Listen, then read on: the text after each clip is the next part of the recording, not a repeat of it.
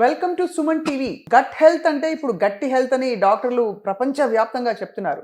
So actually gut హెల్త్కి especially పొట్ట చుట్టూ ఉండే ఫ్యాట్కి ఏమైనా కనెక్షన్ ఉందా? గట్ హెల్త్ ఎందుకు పాడవుతుంది, దాన్ని ఎలా బాగు చేసుకోవాలి? మనతో పాటు ఉన్నారు అందరికీ సుపరిచితులు వి స్పార్కిల్ నుంచి వినీల గారు, dietitian, fitness expert, motivational speaker and what not. Vineela గారు, వెల్కమ్ అండి. నమస్తే. నమస్తే స్వప్న గారు. సో గట్ హెల్త్ గురించి మీరు కూడా చాలా స్వయంగా పరిశోధనలు చేస్తుంటారు, అంటే మీ ఎక్స్పీరియన్స్లో dealing with so many things. అసలు గట్ హెల్త్ బాగుండకపోతే ఏమవుతుంది చెప్పండి? అంటే ఇప్పుడు నిద్ర ఎంత ముఖ్యమో గట్ హెల్త్ కూడా అంతే ముఖ్యం. ఇప్పుడు గట్లో మనకి గుడ్ బ్యాక్టీరియా లేకపోయినా, ఊరికే గ్యాస్ట్రిక్ ఇష్యూస్ వస్తున్నా, ఐబిఎస్ ప్రాబ్లం ఉన్నా, వాష్రూమ్ సరిగ్గా అవ్వకపోయినా we need to work on gut. అంటే బెల్లీ ఫ్యాట్ ఉన్న వాళ్ళకి గట్ మీద కంపల్సరీగా ఆల్మోస్ట్ వర్క్ చేయాల్సిందే. సో ఆ గట్ హెల్త్కి సంబంధించిన ఫుడ్స్ ఎక్కువగా ఇవ్వటము, ప్రోబయోటిక్స్ ప్రీబయోటిక్స్ మీద కాన్సన్ట్రేట్ చేయటము, వాళ్ళ రిపోర్ట్స్ని బట్టి మేము ప్లాన్ చేస్తూ ఉంటాం.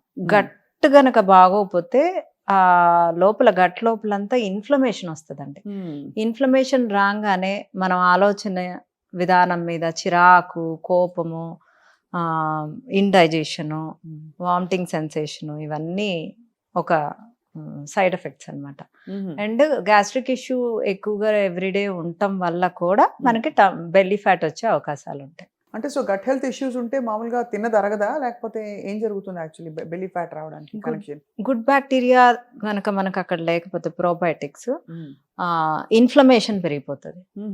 ఇన్ఫ్లమేషన్ పెరిగినప్పుడు ఆబ్వియస్గా మనకి అన్నిటి మీద, అంటే బాడీ ఇన్ఫ్లమేషన్, వాటర్ రిటెన్షన్ అవుతుంది, బాడీ మైండ్ థింకింగ్ మీద ఉంటుంది, చిరాగ్గా ఉంటుంది, వెయిట్ గెయిన్ అవుతూ ఉంటాం. సో మీరు ఎక్స్పీరియన్స్లో మీరు చాలా మంచి క్లయింట్స్ని చూసుంటారు. విమెన్, మెన్ కంపేర్ చేసుకుంటే గట్ హెల్త్ ఎవరికి కొంచెం కొద్ది గొప్ప అదుపులో ఉంటుంది అనిపిస్తుంది? ఎక్కువగా ఆల్కహాల్ తీసుకున్నా కూడా గట్ హెల్త్ పాడవుతుంది. అది మనం యూ కాంట్ మెజర్, అంటే లేడీస్లోనా జెంట్స్లోనా అనేది. బట్ గట్ హెల్త్ ఆల్మోస్ట్ అందరికీ తక్కువగానే ఉంది ఈ రోజుల్లో మనం తినే ఫుడ్స్కి. వీఆర్ నాట్ టేకింగ్ అన్ని మనం కేటగరైజ్ చేసుకొని తీసుకోము. గుడ్ ఫుడ్స్నే తీసుకోవాలని లేదు. మనకుండే వెరైటీస్కి processed foods, ultra processed foods, means sugary foods, ఇవన్నీ ఎక్కువ తీసుకోవటం వల్ల మన గట్ హెల్త్ మీద పడుతుంది. సో ఎక్కువ అంటే మీరు ఒక బెంచ్ మార్క్ పెట్టుకుని మీ క్లయింట్స్కి ఇస్తారు కదా అడ్వైజ్. నేను చాలామంది చెప్పగా విన్నాను, నువ్వు 3 మీల్స్ తింటే రోజుకి 2 మీల్స్ బాగా తిను, ఒక మీల్ కొంచెం అటు ఇటు అయినా పర్లేదు. సో వినీల గారి అడ్వైజ్ ఏమిటి?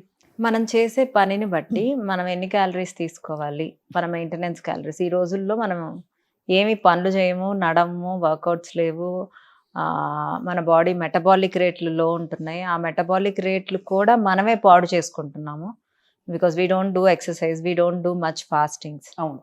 సో మెటబాలిక్ రేట్ లో ఉన్నప్పుడు మనం తీసుకునే క్యాలరీస్ని ఇంకెంతకంటే తినకుండా ఎలా ఉండను అంటే, మీ పూర్ మెటబాలిక్ రేట్ ఉన్నప్పుడు మీరు అన్ని క్యాలరీసే తీసుకోకపోతే you will increase your weight. అంతే కదా. అండ్ మీరు షుగర్, ఇప్పుడు చాలా మంది చిప్స్, జంక్ ఫుడ్ తింటూ నాకు ఇంకా ఆకలేస్తుంది అని తింటా ఉంటారు. అంటే అవి తక్కువ తినాల్సినవి తింటే ఆకలేదు. అది అందరం చెయ్యం కదా, అదే కదా మెయిన్. టేస్టీ ఫుడ్స్ అన్ని ప్రాసెస్డ్ ఫుడ్స్లోనే ఉండటం వల్ల అందరూ దానికే అట్రాక్ట్ అవుతున్నారు. సో అందుకనే నా ఫుడ్స్, ఎస్పెషల్లీ నా డైట్లో వంటకాలన్నీ ఆల్మోస్ట్ బాగుంటాయి. సో వంటకాలన్నీ రెసిపీలు మీరే చెప్తారు? నేనే చెప్తాను. సో యాక్చువల్లీ అందరికీ ఆలోచన రాదు. నాకెందుకో మైండ్ బాగాలేదు, మూడ్ ఆఫ్లో ఉన్నాను, లేదు గ్లూమీగా ఉంది, నిద్ర వస్తుంది, లేదు పొట్ట చుట్టూ నాకు ఎందుకు ఇంత వెయిట్ వచ్చేసింది, బట్టలు సరిగ్గా పట్టడం లేదు అన్నప్పుడు, అరే నా గట్ హెల్త్ బాగాలేదులే అని అనిపించదు. సో గట్ హెల్త్ బాగాలేదు అనడానికి ఒక 3-4 సిమ్టమ్స్ చెప్పండి. హెడేక్ వస్తుందండి. ఓకే.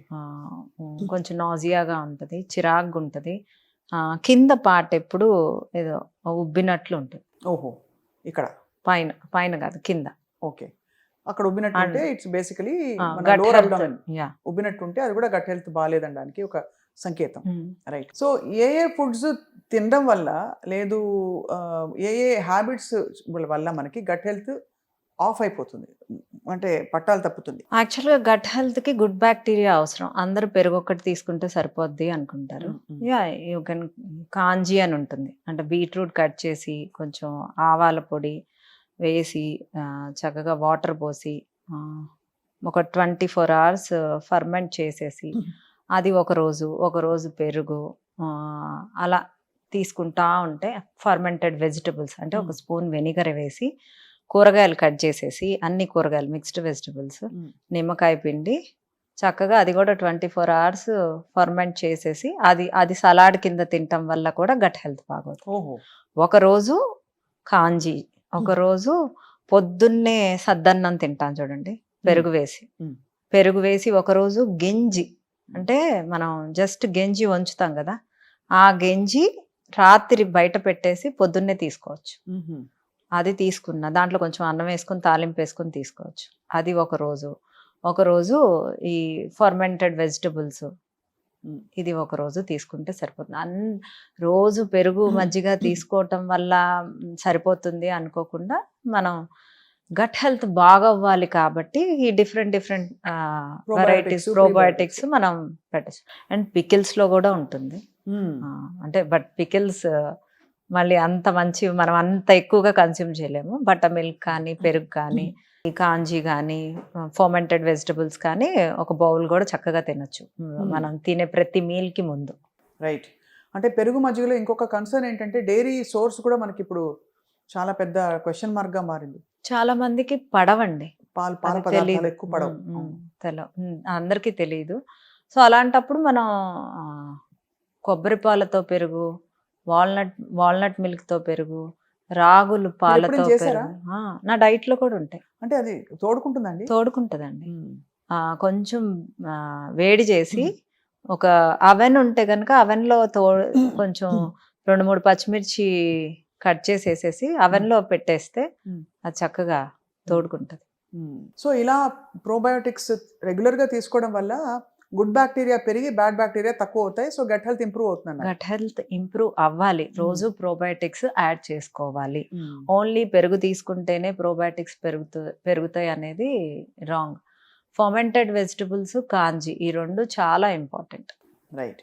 వీటితో పాటు నేను విన్నది ఏంటంటే నిద్ర సరిగ్గా లేకపోతే కూడా గట్ హెల్త్ ఆఫ్ అయిపోతుందని చెప్పి, అర్ధరాత్రి పూట చాలామంది ఏం చేస్తారు, నిద్రపోక 1 గంటకి 12:30కి రాత్రి చక్కగా ఒక బిర్యానీ మంచి దావత్కి వెళ్ళి లాగిచ్చేసి పడుకుంటారు, సరిగ్గా అరగదు. అది ఇలాంటివన్నీ కూడా మనని డిస్టర్బ్ చేస్తాయని చెప్పి. అంటే బిర్యానీ తినొచ్చండి, ఇంట్లో చేసిన బిర్యానీ నేను తినొద్దని అయితే చెప్పను. అసలు ఏం తినొద్దు అంటే మనం ఎందుకు పుట్టాలి అని నేను మాట్లాడతాను. ఆ విధంగా కరెక్టే. సో వారానికి 1-2 సార్లు తినటం తప్పేం లేదు బిర్యానీ. బట్ దేంతో చేశారు, డాల్డాతో చేశారా, ప్రాసెస్డ్ మీట్తో చేశారా? ఈ ప్రాసెస్డ్ మీట్ వల్ల కూడా గట్ పాడవుతుంది. ఇప్పుడు ఫ్రెష్ చికెన్ మనం వెళ్ళి కొట్టించుకొని ఫ్రెష్ మటన్ కొట్టించుకొని వచ్చింది వేరు, మనం ఆర్డర్ చేసుకున్నది అది ఎన్ని రోజుల నుంచి వాళ్ళు స్టోర్ చేయడానికి ఏం కెమికల్స్ కలిపారో అంతే కదా, మనకు తెలీదు. అంత ఫ్రెష్గా ఎలా వస్తుందా? ఇప్పుడు మనం స్విగ్గీస్ వీటిల్లో ఆర్డర్ పెట్టుకున్నాం అనుకోండి, అది ఫ్రెష్ మీట్ అనే ఎలా అవుతుంది? అందుకనే మీట్ తినాలి అనుకున్న వాళ్ళు వెళ్ళి చక్కగా తెచ్చుకుంటే అదొక healthy way. So processed meet అయినా డేంజరసే, అందులో ప్రోటీన్ ఉన్న ప్రాసెస్డ్ మీట్ మనకు మంచిది కాదు. ఓహో, సో మెడ నొప్పికి మందు అయిపోయి మోకాలు నొప్పి తెచ్చుకున్నట్టు దానిలో ఇతర ప్రాబ్లమ్స్ వస్తాయి, ఎంత ప్రోటీన్ అయితే కూడా. సో ఈ కంజీ ఇవన్నీ తాగడంతో పాటు మనకి యాపిల్ సైడర్ వినిగర్ చాలా విత్ మదర్ అనే ఉండే అది చాలా, దాని గురించి ఎక్కువ చెప్తారు. ఏంటండి యాపిల్ సైడర్ వినిగర్ బెనిఫిట్స్ మీ ఎక్స్పీరియన్స్ లో చెప్పండి. అంటే అసలు వెనిగర్ పడే వాళ్ళకి అసలు చాలా వరకు ఇన్సులిన్ స్పైక్ అనేది లో చేసేయచ్చు. అసలు గట్టు కూడా చాలా బాగా అవుతుంది. ఏ మీల్ ముందైనా ఒక 1 hour కానీ 40 minutes ముందు 1 tablespoon Apple cider vinegar mother ఒక గ్లాస్లో వేసుకొని తీసుకుని ఆ డే మొత్తం గమనించండి. పొట్ట డిస్టర్బ్డ్గా ఉందా ఆపేసేయండి, లేదు ఐఎమ్ ఫీలింగ్ హ్యాపీ అని అంటే you can continue for almost 2 to 3 months. మళ్ళీ 1 month బ్రేక్ ఇచ్చి మళ్ళీ 2 to 3 months. కొంచెం హార్ట్లో అలాంటి మంటలా వస్తే ఆపేయాలండి, ఆపేయాలి. పడలేదని అర్థం. నిమ్మకాయలు కొంతమందికి పడవు, బట్ నిమ్మకాయ అన్హెల్దీ కాదు కదా, చాలా మంచిది. That's what. ఇప్పుడు కొంతమందికి చియా సీడ్స్ పడవు, వాళ్ళు సబ్జా సీడ్స్ వాడమంటాం. మీకు పడందేదో మీ బాడీయే మీకు ఇండికేషన్ ఇస్తుంది. ఇప్పుడు మా Apple cider vinegar heart burning వస్తుందంటే ఆపేయమంట. ఒకళ్ళకి రాదు, వాళ్ళకి బాగుంటది, వాళ్ళని వాడమంట. చియా సీడ్స్ కొంతమందికి పడవు, అవి వద్దు, సబ్జా సీడ్స్ వాడమంట. లెమన్ పడదు, ఉసిరికాయ వాడమంట. అది కూడా పడదా, సి విటమిన్ ఏమన్నా క్యాప్సూల్స్ చెప్పరించండి, సి విటమిన్ ఇంపార్టెంట్ అంట. నేను ఇంకేం చేయగలను చెప్పండి? అంటే మీకు పడనివి హెల్దీవైనా మీకు పడనివి మీరు పక్కన పెట్టాల్సిందే. మీకు పడేవి ఏంటి అనే దానితోనే మనం మోడిఫై చేసుకుంటూ వెళ్ళాలి. సో అయితే మరి మొత్తానికి ఈ ప్లానింగ్ అన్నది ఎలా చేసి పెట్టుకుంటే బెస్ట్ అంటారు? గట్ హెల్త్ని అదుపులో ఉంచుకోవడానికి, బాగా ఉంచుకోవడానికి ఈ వారం నేను ప్లాన్ చేసుకోవాలంటే 1 2 3 4 5 ఏవి రెడీ చేసి పెట్టుకోవాలి? ఒకరోజు గంజి అన్నము, ఒకరోజు కాంజీ వాటరు, ఒకరోజు ఫర్మెంటెడ్ వెజిటబుల్స్, ఒకరోజు పికిల్, ఒకరోజు బటర్ మిల్క్, కర్డ్. అలా చక్కగా కర్డ్ రోజైనా తినచ్చు. ఇలా చక్కగా ప్లాన్ చేసుకుంటూ ఉంటే అసలు అంటే రోజు మనం పప్పుచారు అన్నం తింటున్నాం అనుకోండి 2 సంవత్సరం నుంచి, నాలుకకి పప్పుచారు అన్నం టేస్ట్ తెలియదు. So you give different kind of probiotics. అంతే కదా, దట్ ఈస్ మై టెక్నిక్. అదే టెక్నిక్. కొంచెం డిఫరెంట్ కైండ్స్ ఆఫ్ ఫుడ్స్ ఇవ్వడం వల్ల మనకి వెరైటీ బాడీ కూడా రియాక్షన్. సో ఇది ఎన్ని రోజులు చేస్తే మనకి కొద్దో గొప్ప మనకి బాడీ మళ్ళీ అసలు ఎందుకు ఆపేయాలి అని ఆపక్కర్లేదు, బట్ మనకి మోటివేషన్ రావడానికి ఇంకా కొంచెం మీ ఫేస్ బాగుంటది, మీరు ఎనర్జీగా ఉంటారు, మీకు టమ్మీ తగ్గుతుంది, గ్యాస్ట్రిక్ ఇష్యూ ఉండదు, will feel happy. So that is what brain కూడా బాగా చక్కగా పనిచేస్తుంది, షార్ప్ గా పనిచేస్తుంది, బ్రెయిన్ ఫాగ్ అంతా పోతుంది. అలాంటప్పుడు వాల్నట్ మిల్క్ తీసుకుంటే మంచిది, బట్ కౌంట్ ద క్యాలరీస్. అంతే, వాల్నట్ మిల్క్ లో క్యాలరీస్ ఎక్కువ ఉంటాయండి. డ్రై ఫ్రూట్స్ అండి, అయినా కూడా ఆల్మండ్ మిల్క్ తక్కువే ఉంటుంది కదా? లేదు, ఎక్కువే ఉంటాయి. ఉంటాయి. సో మరి ఆల్మండ్ మిల్క్ లాటే తాగితే కాఫీ, సో ఇట్స్ ఆల్మోస్ట్ అంతే క్యాలరీస్ వస్తాయి మనకి. హై ఇన్ క్యాలరీస్ అండి డ్రై ఫ్రూట్స్ అండి. ఇంకా లాస్ట్ ఆఫ్ కోర్స్ ఈ క్వశ్చన్ గట్ హెల్త్ గురించి తప్పకుండా అడగాలి. కాఫీ, టీ ప్రభావం గట్ మీద ఎలా ఉంటుంది? బికాస్ చాలా మందికి తేనుపులు వస్తాయి, కాఫీ తాగగానే కొంచెం బర్నింగ్ వస్తుంది. చాలా మందికి అసలు 2 cups బ్లాక్ కాఫీ అద్భుతం అని చెప్పి కొంతమంది పెద్ద పెద్ద డాక్టర్లు చెప్తున్నారు. సో ఏంటి అసలు ఈ కనెక్షన్ ఏమిటి? దాన్ని మనం లాక్టోస్ ఇంటాలరెన్స్ ఇది అందరికీ తెలిసిన విషయం. మనకు బేబీ పుట్టినప్పుడు కూడా మనకు ఒక 2 సంవత్సరం రోజులు పాలు వస్తాయి, తర్వాత ఎందుకు ఆగిపోతాయి? బేబీకి పాలు అవసరం లేదు. కాల్షియం మీకు రాగుల నుంచి, నువ్వుల నుంచి, పెరుగు నుంచి కూడా వస్తుంది. పెరుగు కూడా పర్లేదు. సో మీకు ఇన్ని రకాల కాల్షియం సోర్సెస్ ఉంటున్నప్పుడు మీరు పెరుగు, పాల మీద ఏమీ ఆధారపడక్కర్లేదు. చాలా మందికి ఆ బర్నింగ్ వచ్చినా వాళ్ళు పట్టించుకోరు, ఆ కాఫీ తాగిన ఆనందంలో. వాళ్ళు బ్లాక్ కాఫీకి షిఫ్ట్ అయిపోయి ఆ కెఫిన్ కావాలి అనుకుంటే మిల్క్ అవాయిడ్ చేయాలి. వాళ్ళకి తెలియకుండా హిడెన్ గ్యాస్ట్రిక్ ఇష్యూ ఉంటుంది. లాక్టోస్ ఇంటాలరెన్స్ ఉన్న వాళ్ళకి అంత అంటే ఓవర్గా గ్యాస్ కూడా రాదు, but throughout the day tummy అప్సెట్గా అంటే కొంచెం బిర్రుగా ఉంటుంది. అది వాళ్ళు గమనించరు. నాకు గ్యాస్ట్రిక్ ఇష్యూ ఉంది, అసలు గ్యాస్ట్రిక్ ఇష్యూ దేని వల్ల వస్తుంది అనేది మిమ్మల్ని మీరు గమనించుకోవాలి. ఓహో, అంత శ్రద్ధగా చూస్తేనే, అంటే టెంప్ట్ అయిపోకూడదు ఫుడ్ చూడగానే, అది అప్పుడు తెలుస్తుంది మన బాడీ దేనికి స్పందిస్తుంది అని చెప్పి. ఎనివే మీరు మంచి మంచి రెసిపీస్ ఇస్తారు కాబట్టి గట్ హెల్త్ ఇంప్రూవ్ చేసుకోవడానికి ఒక వారం 10 రోజులు చేస్తే వాళ్ళకే డిఫరెన్స్ తెలుస్తుంది. విన్ల గారు, thank you so much. Very informative, I think చాలా అవసరమైన కాన్వర్సేషన్ ఇది. అఫ్ కోర్స్ ఇంకా చాలా విషయాలు మాట్లాడాలి, మీతో మాట్లాడుతూ ఉందాం యాజ్ టైమ్ గోస్ బై.